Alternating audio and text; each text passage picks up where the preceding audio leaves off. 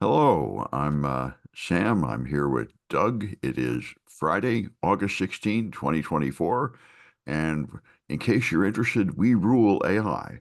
And obviously, I have a cold I got at DEF CON, but it's not COVID. So I think we'll be all right. But anyway, here's a few news stories. Elon Musk is being an idiot again. Surprise, surprise. He has decided to sue his own advertisers on the grounds that they're boycotting him and they have no legal right to do that, which sounds incredibly ridiculous. I mean, how could you sue people and say, you need to buy my product? And if you don't buy my product, I'm going to sue you and force you to. But the reason he's doing it is because he's judge shopping. He has a particular judge in Texas that owns a lot of Tesla stock that will just rubber stamp anything Elon wants. But because it hit the media, and the media published this fact, the judge recused himself for it. And this reminds me a lot of Donald Trump when Jeff Sessions recused himself from protecting him. Elon thought he owned a judge, and judge would do anything he wanted, and the judge recused himself. And now uh, he's trapped with a ridiculous lawsuit that's going nowhere. So it's incredible how similar Elon is to Trump. And it reminds me of, I think, yeah, Anne Applebaum has been writing books about how these oligarchs imitate each other. They watch carefully. And what I've heard is they really watch what Americans do and imitate it in other countries. They see, like, for example, Hitler. Hitler looked at America and said, you guys have a Bill of Rights, and then you totally ignore it and just oppress the black people. That's interesting. How do you do that? How do you just completely break your own laws and get away with it? Yeah, well, and again, if the eugenics movement that all started in from the United States, Yeah, and if you do a little bit of research on this, you'll find that Quaker from Quaker Oats, am I right on that? In Battle Creek, Michigan? might have been. Who, what's I know it was real popular then. I know, Yeah, yeah, it was very popular, yeah, and Quaker doesn't sound right to me, but who does? Kellogg maybe? Yeah, yeah. Sorry, Yeah, that's right. Kellogg's, Battle Creek, Michigan. yeah. Every year he would have a eugenics conference where he would invite people from around the world to talk about what we should do. Yeah, and this was extremely popular then. Like the white Yeah. people are just genetically superior, so they should dominate all the other races and stuff. It's Yeah. And if you look a little bit into US history, there was the Manifest Destiny movement, right. and Go West, young man was a That's right. saying from that. Yeah, And yeah. So you're right. It is interesting. yeah. I mean, people just trade ideas back and forth, and Yeah. uh, and another one which is interesting Well, is wait, hold on. yeah, Let right. me let Yeah, me add one more. yeah. Netflix had a video for this. And do you remember Pepsi Points? No, So in the 80s, I think it was, Pepsi had Pepsi Points to fight against Coke. And they said, oh, if you get 100 points, you get a baseball cap. And if you get, 10,000 points, you get a Pepsi jacket. And by the way, if you get 25 million points, we'll give you a Harrier jet.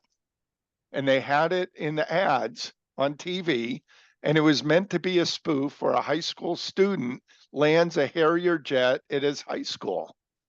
Now, this is on Netflix. You can watch this, you can fact check this whole story, but it's interesting. So the kid started buying as much Pepsi as he could, and he got a financial backer. There was a neighbor of his to start funding him money. They quickly realized in the fine print, Pepsi said, if you're short, you can buy points.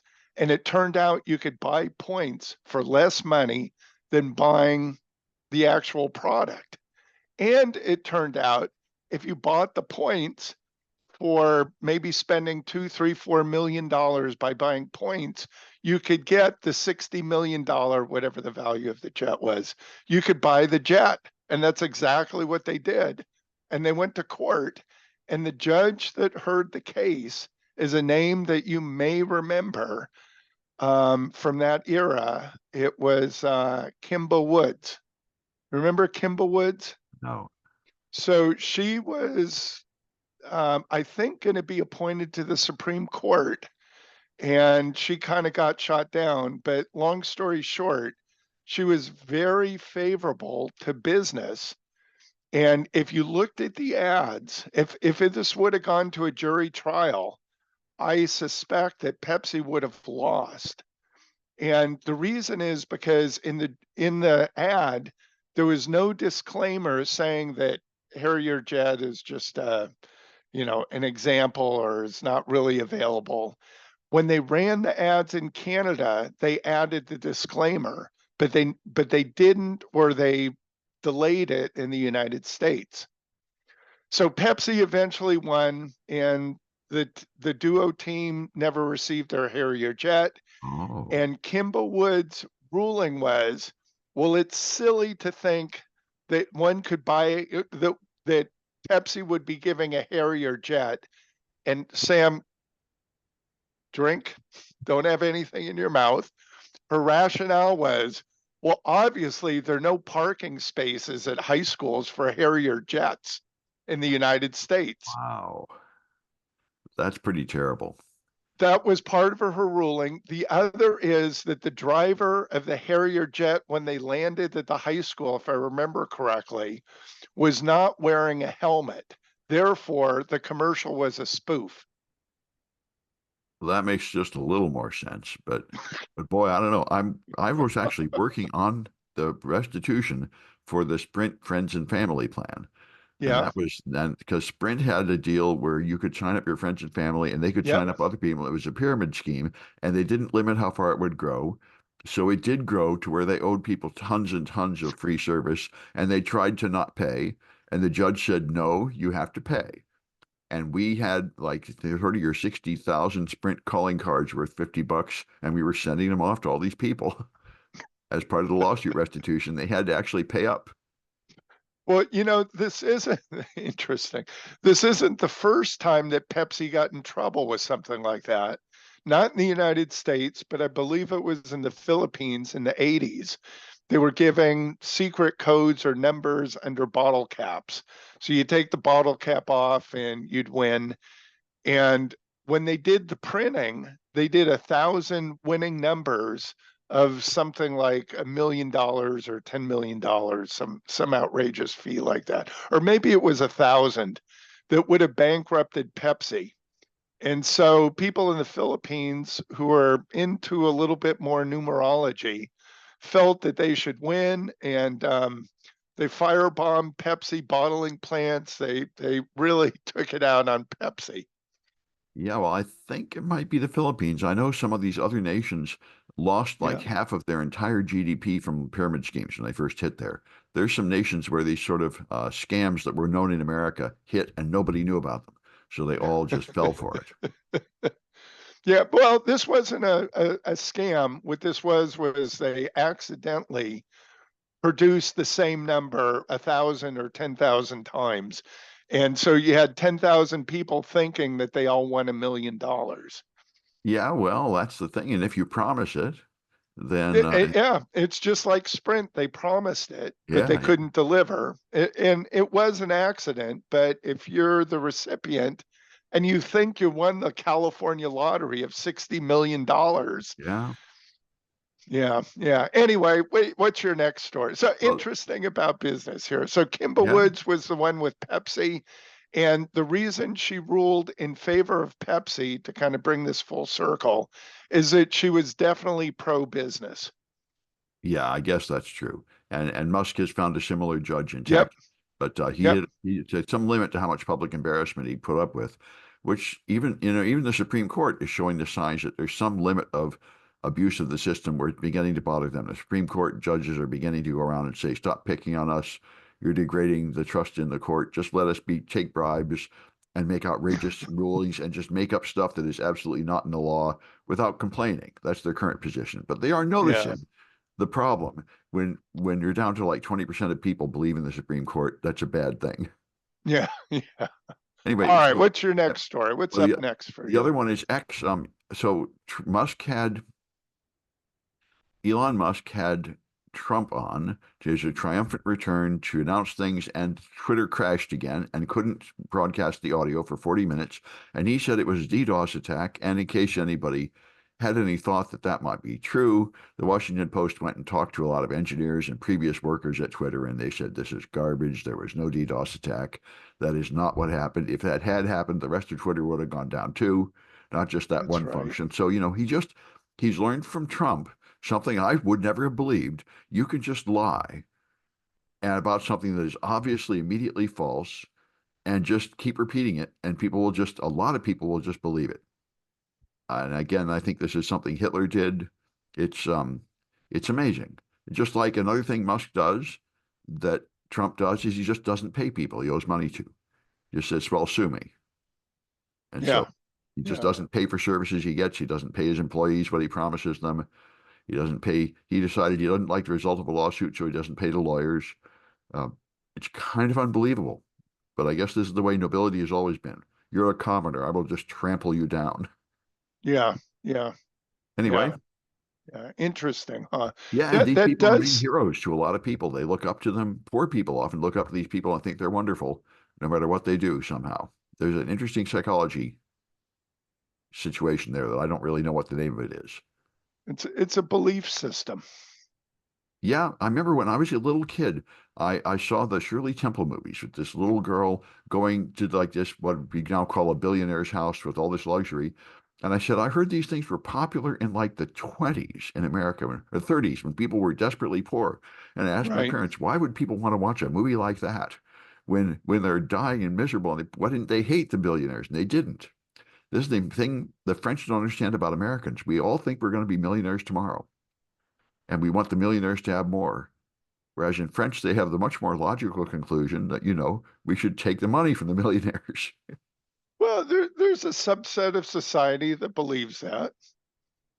It's not a popular belief in America. The American No, dream is it's not. popular. We all Yeah. think Yeah. that we're going to Yeah. somehow strike it rich tomorrow, despite the fact that that is not true.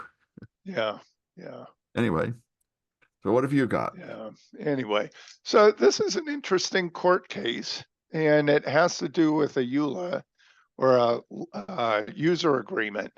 So there was a man who was visiting Disneyland with his wife, or Disney World, I believe, one of the theme parks. And they were eating in a restaurant, and the wife said, I need no nuts, no peanuts, no dairy product. I'm severely allergic to both. And over and over, both of them repeated that to the server. The server brought food. She had an allergic reaction because there was peanut and dairy in there, and she wound up passing away. Sad story. Yeah. Husband, surviving husband, then sues Disney. Disney says, "Oh, you can't sue us. We have to go to arbitration." And the husband is saying, "Why?" And he said, "Oh, 3, 4 years earlier, you signed up for a trial subscription of Disney Plus streaming service. And in those terms and service agreements, you agreed to, and to get the service, you agreed to arbitration if any lawsuit or any legal action would come up against Disney or any of its subsidiary companies. And the theme park is a subsidiary of Disney Plus." But wow, it's So, interesting. I mean, you would think that would be limited to just the television or just the time of the period or something like that. but he didn't even subscribe. There was no money that was paid, Yeah. which makes it interesting. So, Yeah. on one side of this, I got to hand it to Disney. That's pretty clever, right? Well, in a sort of rapacious way, where just like suing people and hoping they won't have the time or money to hire a lawyer. Yeah. So Yeah. yeah, just But I unbelievable. mean, it is a clever out. Yeah. We'll see if this is going to work, but who knows, right? But that's why we have a legal system, a fair legal system by unbiased judges Well, it's that's also going to how determine this. yeah, it's also how characters like Trump can just stay out of jail forever by just dragging things forever through the court. Yeah. Because you can Yeah. always just come up with another protest and objection forever, so things never get resolved, which apparently is not new. I remember I read Rumpole and the Bailey, and at that time in Britain, there were a bunch of cases that had lasted so long that they would be in court for like 50 or 100 years. So everybody involved was dead, and it was their grandkids still fighting over the money. You know, Sam, about 10 years ago, no, probably 20 years ago, I was working for someone, working for a company, and we happened to have a lawyer that was, it doesn't really matter, who worked for IBM. And he happened to be there, and IBM had just settled a lawsuit with the government that took 30 years. And he boasted, he said, you know, I became a lawyer, and in my 30-year career, I only worked on one case, Yeah. which was that one. Yeah, you wonder if there's some way to limit it. I know in Athens, they had a real simple rule. If you accuse somebody of something and they faced the death penalty, if you lost, they killed you to try to Oh, discourage frivolous suits. So that's one way to go. that's Uh, one way, yeah. All right, what else do you have for us this morning? well, one that's a real blast from the past for me, there's an IPv6 flaw in Windows. And Another? another, well, there've been quite a few, but this one here is pretty amazing. It's a remote code execution, and it works unless you totally disable IPv6. Even the firewall doesn't stop it. So the processing the packet before it reaches the firewall has a vulnerability you can use with a malformed IPv6 packet to execute remote code. And the proof of concept is not out yet, and the details are not out yet. The guy wants to give people time to patch before releasing it because that sounds pretty devastating. This sounds like very similar to an IPv6 issue back in Vista era. There was a denial of service issue back there, I know. Yeah, I'm not remembering, but that was patched early on. Yeah, there What? was the ping of death in Windows 95, which was similar. Yeah, yeah, Somehow the early stages of processing have some kind of flaw, like a buffer overflow or something. You can execute remote code. So uh, that's interesting. And these things keep coming up. yeah, yeah. Interesting, huh? Yeah, yeah. Interesting. All right, give us another one, Sam. I'm waiting. Well, all right. There's the UK, the National Cybersecurity Center in the UK has been considering putting honeypots and honey tokens all over businesses. They call it a nation scale evidence base for cyber deception.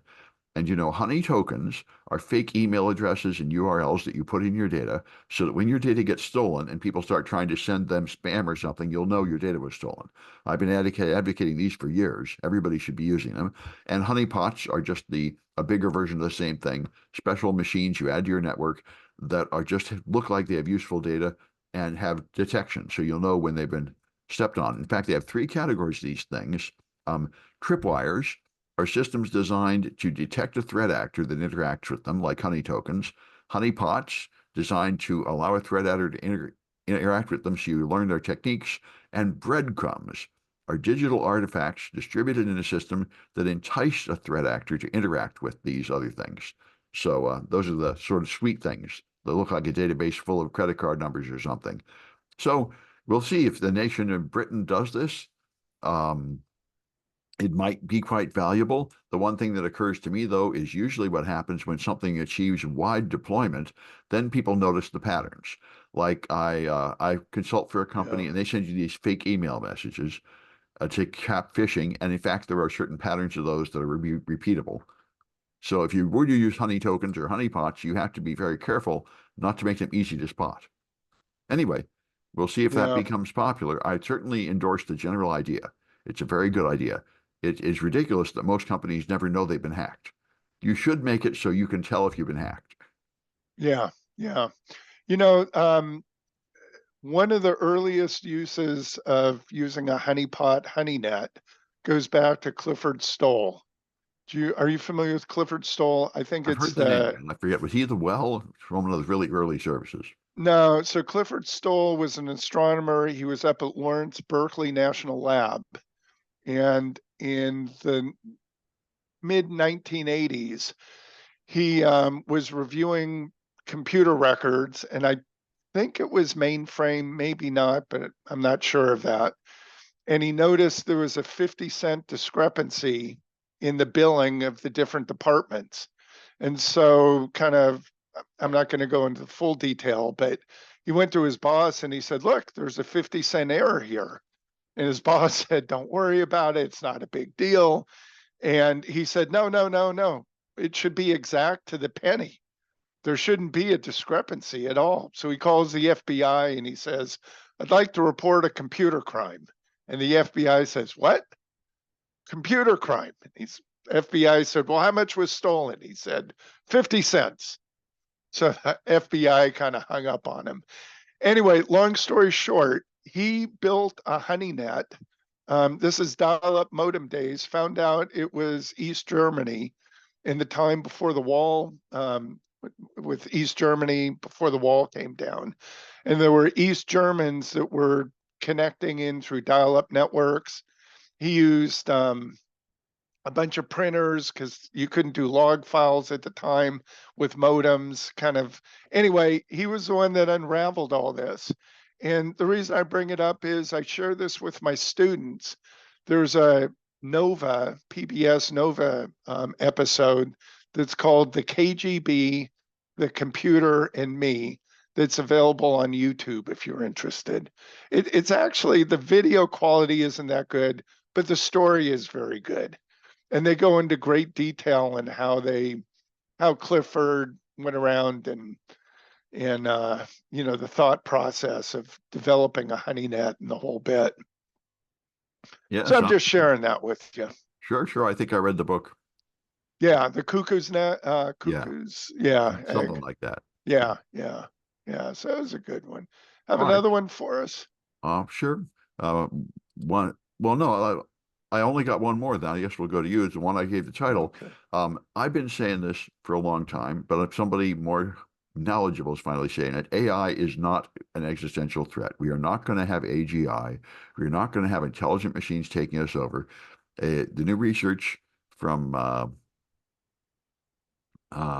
part of the 62nd annual meeting of the Association for Computational Linguistics, they tested to see how smart is ChatGPT. And they found out that the large language models have good language skills, but they are unable to master new skills without explicit instruction. They have no emergent complex reasoning. And so what we should do is we should knock off worrying about them turning into alien beings and attacking us with will of their own, and we should settle down to just misuse. The point is, AI is a tool. We are the masters.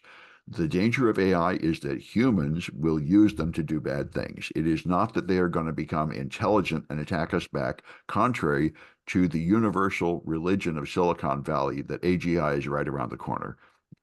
That is not happening. There's no sign of it. And, I've been trying to tell everybody this for a long time.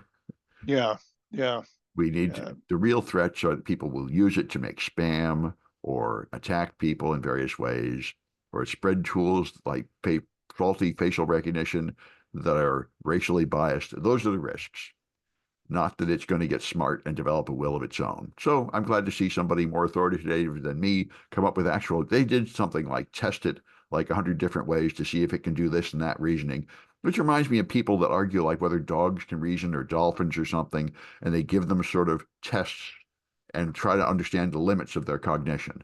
And AI has very, very limited cognition. so about that of a bacteria. Well, I would I say it's no, I'd say at some point they compare it to like insects. Um, Oh, okay. and I was going to say I think a bacteria probably would score better than AI. well, it's there are people trying to come up with a good measure of these intellectual Yeah, skills, and I don't think they have very good measures. It reminds me a lot of cybersecurity metrics. It's the same thing. We would like to say your security is a 9, and that's going to cost you $1 million, but if you add this firewall, it'll become a 10, and that will yeah, save you that $1 million. And it's not that scientific at all. We haven't yeah, got a metric. yeah, I think it's the same thing for intelligence. Our metrics aren't really there for this, but there are people working on it. Psychologists and sort of, I'm not quite sure what you'd call them, philosophers maybe.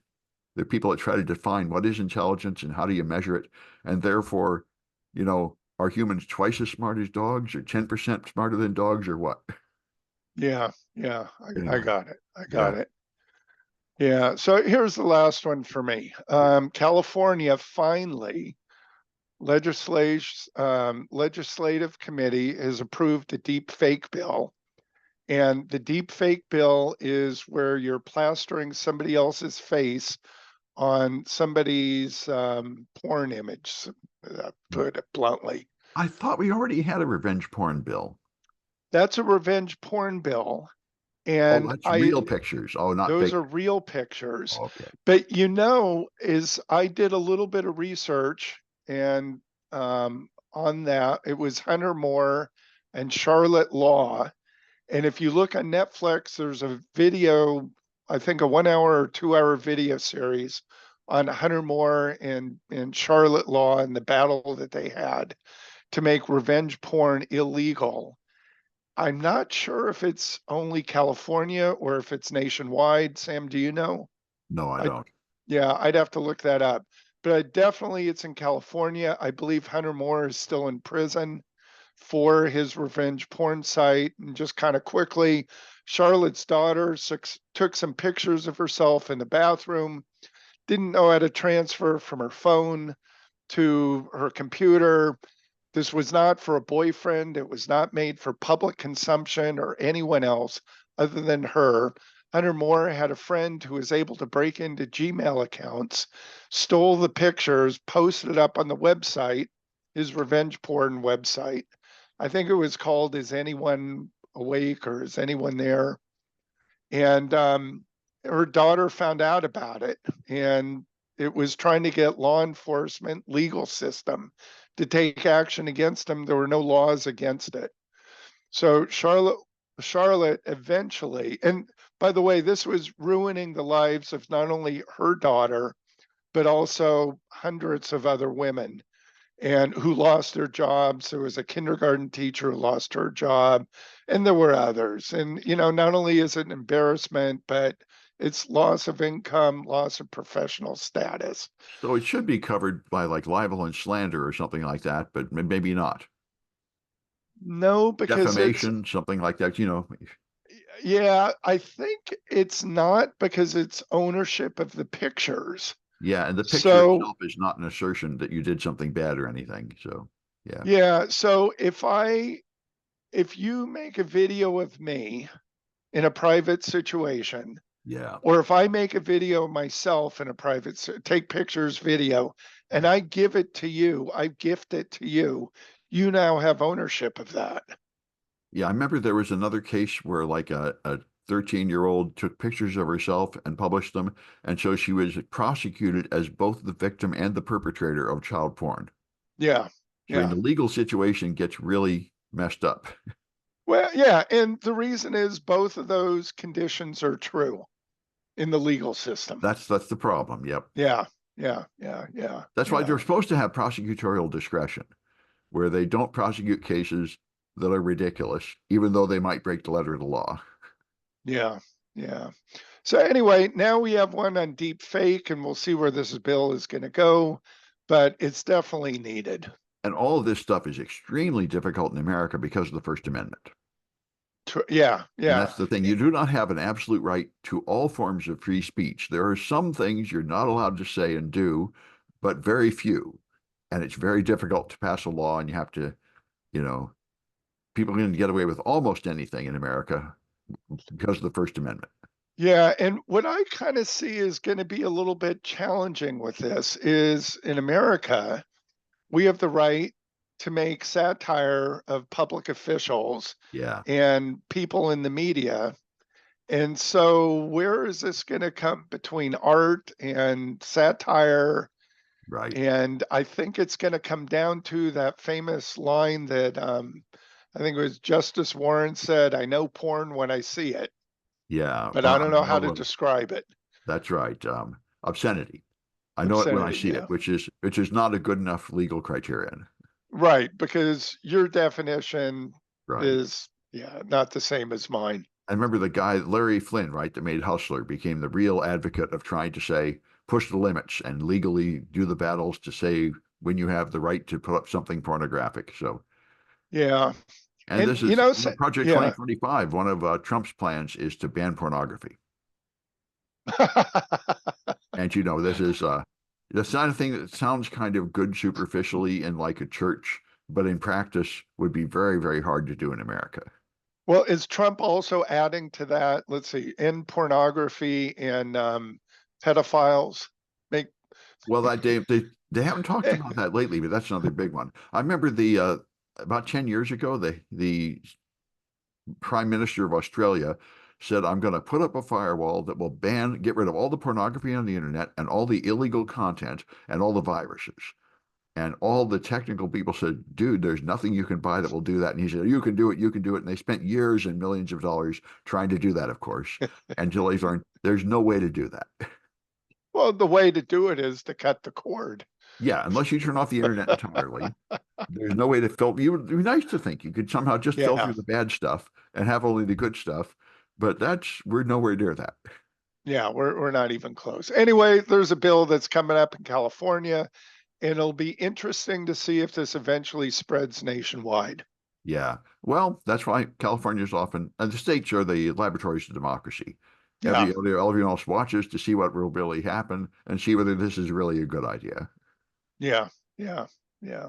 All right. I agree. Well, All that's it right. for Well, this that's one. it for me. Yeah. That's it for you. Okay. We'll see you on Tuesday. Yep. Another one of these on Tuesday, and I might sound better by then. Oh, I hope so. At least you don't have COVID. Yeah, I just fine. I'm happy not to have COVID. Yeah.